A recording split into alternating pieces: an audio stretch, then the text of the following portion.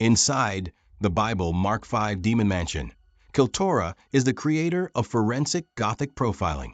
Mark 5 is not a healing story, it is a crime scene, a spiritual autopsy, a forensic revelation where the monster in the tombs is exposed as the victim, and the real perpetrator finally shows its face.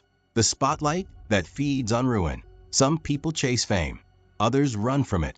But there is a third category, the cursed spotlight, the one that hunts people whose lives have collapsed so violently that the world cannot look away. The man in the tombs wasn't admired. He wasn't respected. He was talked about.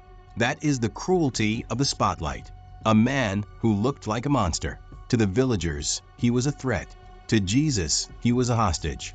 The crowd saw violence, madness, superhuman strength, self-harm, chains shattered like twigs. But Jesus saw a man drowning inside his own skull, a human being buried alive inside his own behavior. This is the forensic divide, the Qyltora divide, between symptom and source.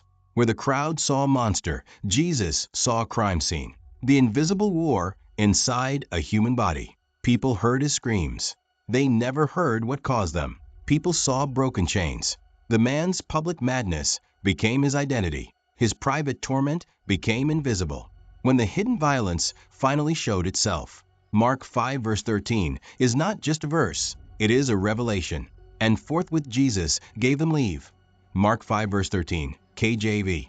When the legion entered the swine, the region finally saw what had been living inside the man. 2,000 bodies sprinting toward death. A herd driven by suicidal force.